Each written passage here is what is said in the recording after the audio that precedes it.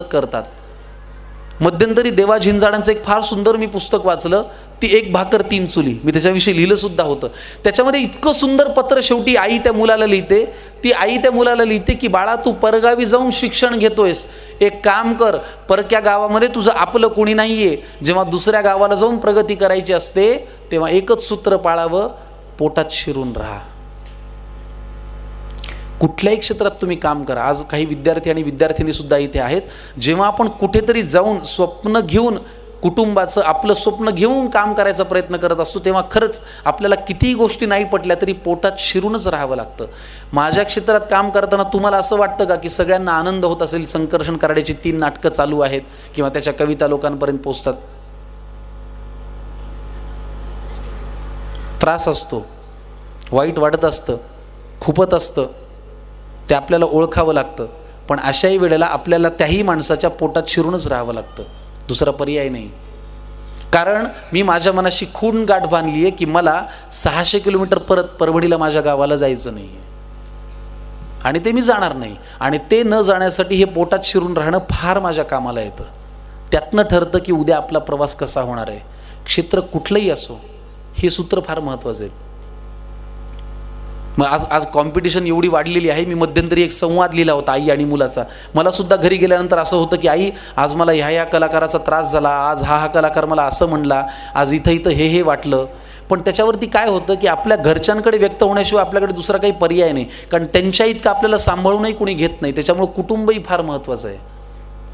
तुम्ही कितीही बाहेर माती का, तुम्ही कितीही चुका, सरते शेवटी तुम्हाला घरी आल्यानंतर जो आधार मिळतो तो घरचाच आधार असतो. हे मला माझ्या क्षेत्रात काम करताना रोज जाणवतं.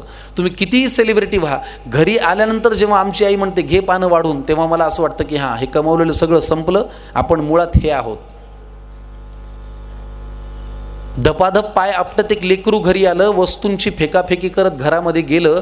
आज तुमच्या घरात जर तुम्हाला काही मुलांना सल्ला द्यायचा असेल तर तो या ओळीमध्ये आहे असं मला वाटतं. तुम्ही नीट ऐका. आई आणि मुलाचा हा संवाद आहे की धपाधप पाय आपटत एक लेकरू घरी आलं, वस्तूंची फेकाफेकी करत घरामध्ये गेलं. तिने सांजेची वेळ, रात्र झाली नव्हती, आई अशीच देवासमोर दिवा लावित होती. जगासमोर जे चालत नव्हतं ते घरामध्ये मात्र चाललं.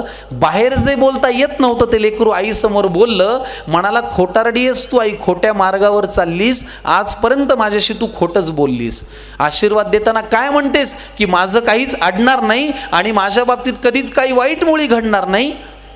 आईपासून काय लपतंय तिच्या लक्षात आलं. तिने बाळाला घोटभर पाणी प्यायला दिलं. हुंदक्यांमधून वाट काढत पाणी पोटात गेलं. आई म्हणाली, आता सांग तुला काय झालं?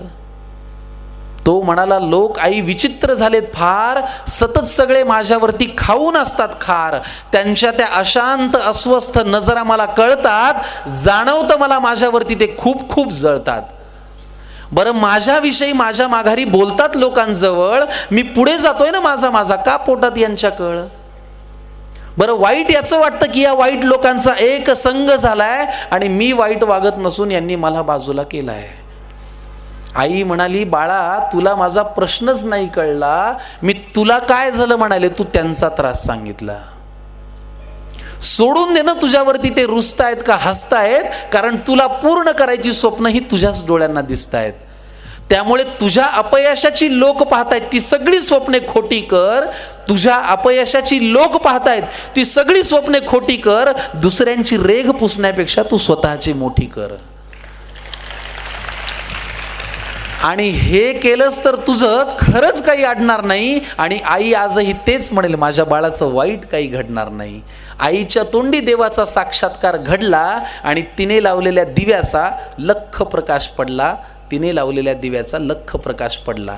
तर मुद्दा हा की आज स्पर्धेमध्ये, इतक्या कॉम्पिटिशनमध्ये, एवढ्या हेवे दाव्यांमध्ये, एवढ्या इगोमध्ये, एवढ्या रुसव्या फुगव्यांमध्ये आज फक्त आपल्याला स्वतःची रेघ मोठी करण्याकडेच लक्ष द्यावं लागणार आहे. मला नेहमी प्रशांत दामले असं सांगतात, मलाही कधी कधी वाटतं की यार, या लोकांची 6 पॅक बॉडी आहे, आपण सुद्धा करावी. सर मला म्हणतात, ते तुला झेपणार आहे का? तू खातोस वरण भात, तुला होणार आहे का ते? नाही. मग तुझ्याकडे काय आहे त्याचा चार्ट कर. मला आलेल्या विद्यार्थ्यांना हे सांगावंसं वाटेल की आज तुम्हाला जर असं वाटत असेल की अरे त्याला हे जास्त आहे, तर खरंच एक चार्ट करा की त्याच्यापेक्षा तुमच्याकडे काय जास्त आहे. आणि मी जेव्हा त्या पारड्यामध्ये माझे वेगवेगळ्या गोष्टी लिहितो, माझा कुटुंबाचा आधार लिहितो, कविता लिहितो, अभिनय लिहितो, लेखन लिहितो, निवेदन लिहितो, तेव्हा असं मला वाटतं की चला 6 पॅक बॉडी नसली तरी आपण 6 वेगवेगळ्या अंगांनी प्रेक्षकांचं मनोरंजन करायचा प्रयत्न करू शकतो. आपल्याकडे काय आहे त्याचं ताऊन सुलाखून अभ्यास केला आणि सिंहावलोकन केलं तर आपण उद्या काय करू शकतो याचा अंदाज आपल्याला येऊ शकतो.